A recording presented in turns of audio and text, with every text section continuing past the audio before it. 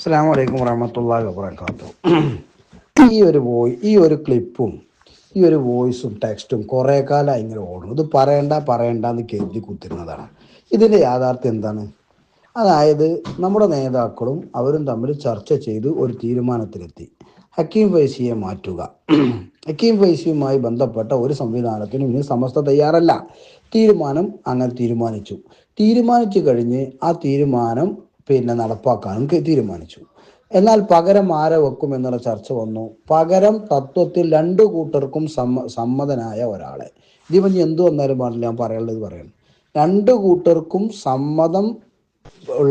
സമ്മതിക്കാൻ പറ്റുന്ന ഒരാളെ, അന്നത്തെ ചർച്ചയാണ്, ഇപ്പോഴത്തെ അല്ല, അന്ന് ആദ്യഘട്ടത്തിൽ രണ്ടു കൂട്ടർക്കും സമ്മതനായ ഒരാൾ എന്നുള്ള നിലയിൽ അന്ന് തങ്ങളോട് അവർ തീരുമാനത്തിലെത്തിയിരുന്നത് സമദ് പൂക്കോട്ടൂരിനെയാണ്. അബ്ദുൾ സമദ് പൂക്കോട്ടൂരിനെ CASന്റെ സെക്രട്ടറി ആക്കുക.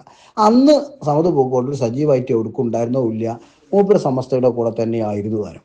അന്ന് CASന്റെ സെക്രട്ടറിയായി സമദ് പൂക്കോട്ടൂരിനെ വെക്കാനും തീരുമാനിച്ചു. സമസ്ത തീരുമാനിച്ചു, മധ്യസ്ഥന്മാരും സമസ്തയും തീരുമാനിച്ചതിന് ശേഷം എന്നാൽ അങ്ങനെ പ്രഖ്യാപിക്കാനും തീരുമാനിച്ചു. ഈ പ്രഖ്യാപിക്കുക എന്ന് തീരുമാനിച്ചപ്പോൾ കുഞ്ഞാലിക്കുട്ടി സാഹിബ് പറഞ്ഞു, എന്നാ ഇത് തങ്ങൾ ആയിക്കോട്ടെ, തങ്ങൾ പറഞ്ഞോട്ടെ, ഇത് പ്രഖ്യാപിക്കാനാണ് തങ്ങളെ ഏൽപ്പിക്കുന്നത്, തങ്ങൾക്ക് ഇഷ്ടമുള്ള മാതിരി തങ്ങൾ കാര്യങ്ങൾ ചെയ്തോളി എന്നല്ല പറഞ്ഞത്. ഈ കാര്യങ്ങൾ സമസ്ത എല്ലാം തീരുമാനമൊക്കെ പറഞ്ഞു. തങ്ങൾ ഉൾപ്പെടെയുള്ള മധ്യസ്ഥന്മാരും കുഞ്ഞാലിക്കുട്ടിയും എല്ലാം ഇരിക്കുന്നോടത്ത് തീരുമാനം പറഞ്ഞു. ഈ തീരുമാനം പറഞ്ഞിട്ട് അത് എന്ത് ചെയ്യണം? സാദിഖ് അലി തങ്ങൾ പ്രഖ്യാപിക്കണം. അത് സാദിഖ് അലി തങ്ങളെ ഏൽപ്പിച്ചു എന്ന് നിങ്ങളൊന്ന് പറയണം എന്ന് കുഞ്ഞാലിക്കുട്ടി പറഞ്ഞു. അതിനിപ്പോൾ എന്താ കുഴപ്പം? സമസ്ത എടുത്ത തീരുമാനം നടപ്പാക്കാൻ വേണ്ടി സാദിഖ് അലി തങ്ങളെ ഏൽപ്പിച്ചു എന്ന് പറയണം. അത് പറഞ്ഞു. അങ്ങനെ എന്ത് ചെയ്തു? ഇതിൻ്റെ ഉള്ളിലുള്ളതൊന്നും ഇപ്പോൾ നമ്മളറിയില്ലോ. ആവുത്തപ്പള്ളിയിൽ കിണറുള്ളപ്പോൾ ആരും അറിയില്ലല്ലോ. അങ്ങനെ എന്ത് ചെയ്തു? ജിഫ്രി തങ്ങളും ആലുട്ടി ഉസ്താദും ചെന്നു, എല്ലാവരും പോയി പറഞ്ഞു, ഞങ്ങൾ ഇത് ഇങ്ങനെ തീരുമാനം നമ്മൾ പറയണ്ട, തങ്ങളെ കാര്യങ്ങൾ ഏൽപ്പിച്ചിട്ടുണ്ട് എന്ന് പറഞ്ഞാൽ മതി. അതായത് മധ്യസ്ഥന്മാരും സമസ്തയും എടുത്ത തീരുമാനം അത് CACയിൽ നടപ്പാക്കാൻ സയ്യിദ് സാദിഖ് അലി ശിഹാബ് തങ്ങളെ ഏൽപ്പിച്ചു. അതാണ് ഇതിൻ്റെ യാഥാർത്ഥ്യം.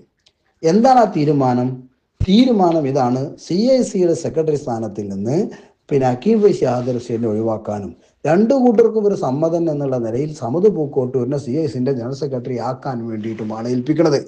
പക്ഷേ പുറത്ത് വന്ന് നോക്കുമ്പോൾ വന്നത് എന്താണ്? ബഹുമാനപ്പെട്ട അമീർ ഫൈസി ഉസ്താദിന് 100 മാർക്ക്, മൂർഖനേക്കാൾ വലിയ കരിമൂർഖൻ. അതെങ്ങനെ അംഗീകരിക്കുക? ഇതാണ് ഇവിടെ സംഭവിച്ചത്. എന്നിട്ട് ഇവരിത് കൊട്ടിഘോഷം കൊണ്ട് നടക്കുകയാണ്. തങ്ങളെ എല്ലാം ഏൽപ്പിച്ചില്ലേ, പിന്നെ തങ്ങൾക്കൊരു മോശത്തരം വരണ്ടല്ലോ വെച്ചിട്ട് നമ്മളെ നേതാക്കൾ ഇത് പറഞ്ഞില്ല. രണ്ടു കൂട്ടർക്കും സമ്മതനായ ഒരാൾ, അത് പൂക്കോട്ടൂർ ആവട്ടെ എന്നുകൂടി, പൂക്കോട്ടൂരിനെ തന്നെ ആവട്ടെ എന്നും പറഞ്ഞിട്ടുണ്ട്.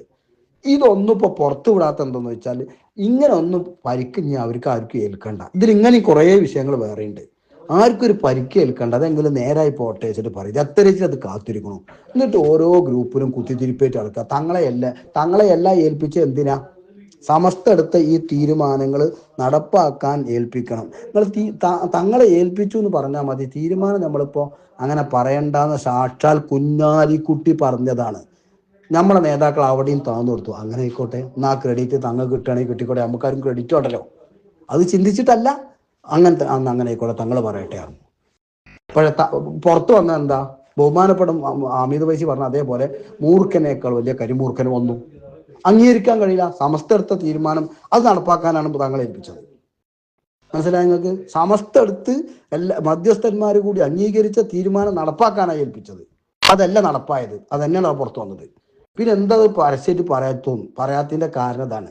ഇത് നമുക്കാർക്കും അറിയിട്ടല്ല. പിന്നെ എത്ര വെച്ചിട്ട് അപ്പോൾ ഇതിങ്ങനെ മൂടിയേക്കുക, അതുകൊണ്ടപ്പോൾ ഇത് പറയുന്നത്. സംഗതി യാഥാർത്ഥ്യം അങ്ങനെയാണ്. ആ തീരുമാനം നടപ്പാക്കിക്കൊണ്ടെങ്കിൽ ഇന്ന് ഈ പ്രശ്നങ്ങളൊന്നും നടക്കൂലായിരുന്നു. എന്ത് കരുതിയാലും പാടില്ല. അതാണ് ഇതിന്റെ യാഥാർത്ഥ്യം.